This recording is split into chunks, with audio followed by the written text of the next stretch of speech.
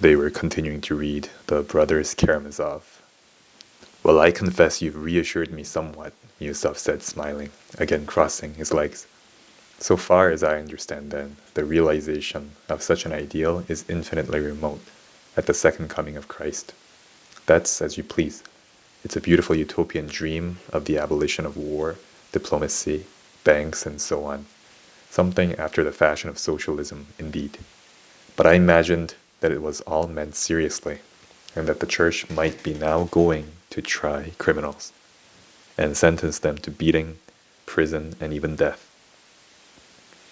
But if there were none but the ecclesiastical court, the church would not even now sentence a criminal to prison or to death. Crime and the way of regarding it would inevitably change. Not all at once, of course, but fairly soon. Ivan replied calmly, without flinching. Are you serious? Miusov glanced keenly at him. If everything became the church would exclude all the criminal and disobedient, and would not cut off their heads. Ivan went on. I ask you, what would become of the excluded? He would be cut off then, not only from men as now, but from Christ. By his crime, he would have transgressed not only against men, but against the Church of Christ.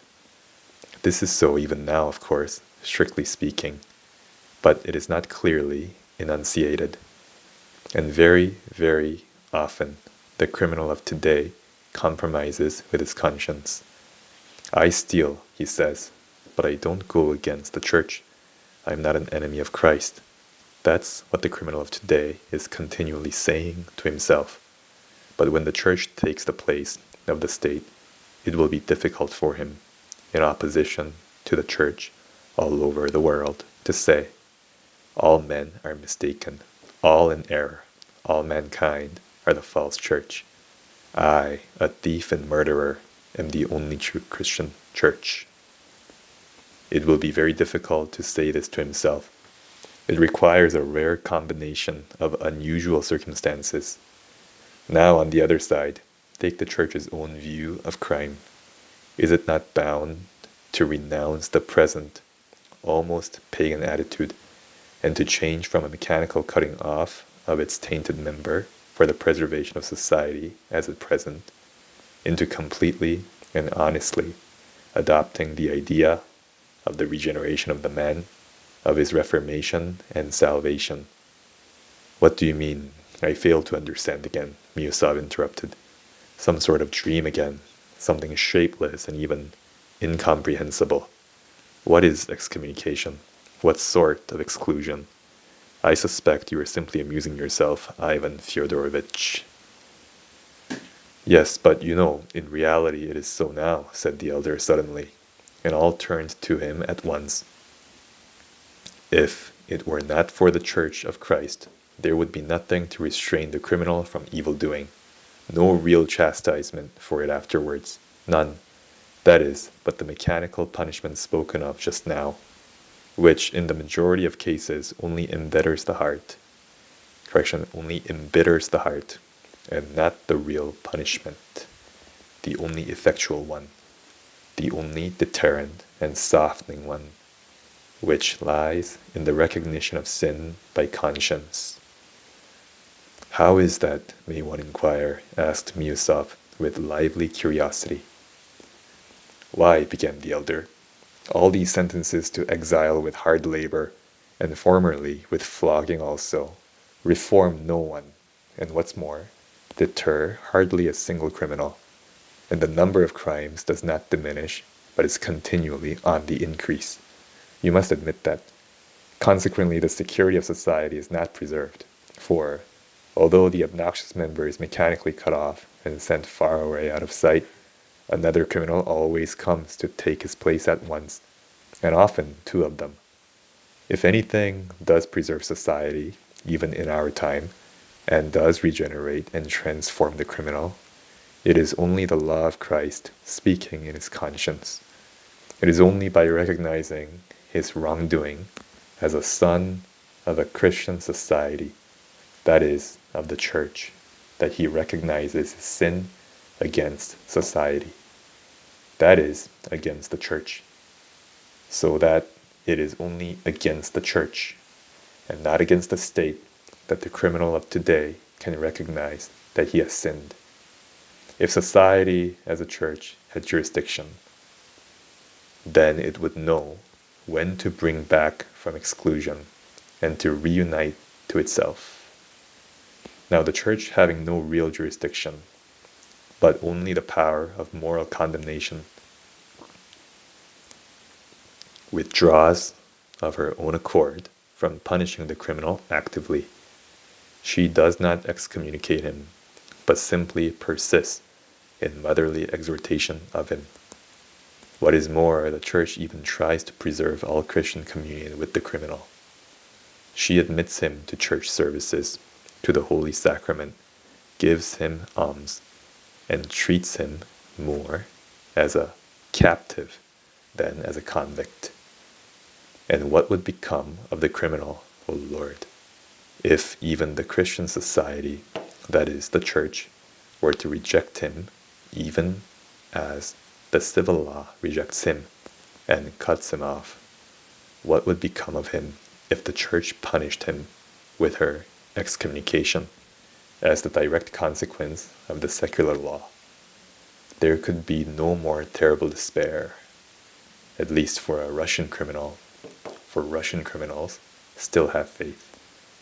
Though who knows, perhaps then a fearful thing would happen. Perhaps the despairing heart of the criminal would lose its faith, and then what would become of him?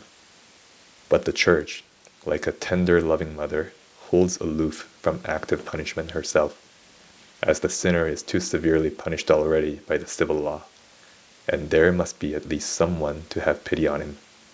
The church holds aloof above all because its judgment is the only one that contains the truth, and therefore cannot practically and morally be united to any other judgment, even as a temporary compromise. She can enter into no compact about that. The foreign criminal, they say, rarely repents, for the very doctrines of today confirm him in the idea that his crime is not a crime, but only a reaction against an unjustly oppressive force. Society cuts him off completely by a force that triumphs over him mechanically, and, so at least they say of themselves in Europe, accompanies this exclusion with hatred, forgetfulness, and the most profound indifference as to the ultimate fate of the erring brother.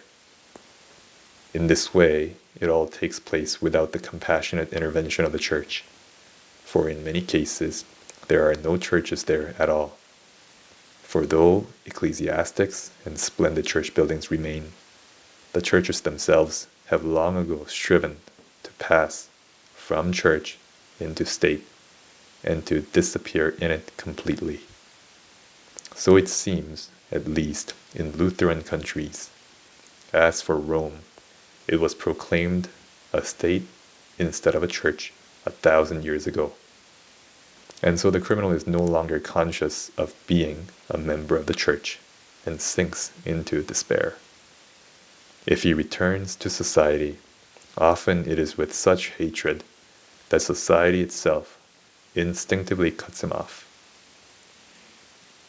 You can judge for yourself how it must end. In many cases, it would seem to be the same with us. But the difference is that besides the established law courts, we have the church too, which always keeps up relations with the criminal as a dear and still precious son. And besides that, there is still preserved, though only in thought, the judgment of the church, which, though no longer existing in practice, is still living as a dream for the future, and is, no doubt, instinctively recognized by the criminal in his soul. What was said here just now is true too. That is, that if the jurisdiction of the church were introduced in practice in its full force, that is, if the whole of the society were changed into the church, not only the judgment of the church would have influence on the reformation of the criminal, such as it never has now, but possibly also the crimes themselves would be incredibly diminished. And there can be no doubt that the church would look upon the criminal and the crime of the future, in many cases quite differently, and would succeed in restoring the excluded, in restraining those who plan evil, and in regenerating the fallen. It is true, said Father Zosima with a smile. The Christian society now is not ready and is only resting on some 7 righteous men. But as they are never lacking, it will continue still, unshaken in expectation of its complete transformation from a society almost heathen in character into a single, universal, and all-powerful church. So be it, so be it. Even though at the end of the ages, for it is ordained to come to pass, and there is no need to be troubled about times and seasons, for the secret of the times and seasons is in the wisdom of God, in His foresight and His love. And what in human reckoning seems still afar off, may, by the divine ordinance, be close at hand, on the eve of its appearance. And so be it, so be it. And that's the end of the reading for today. Have a good day.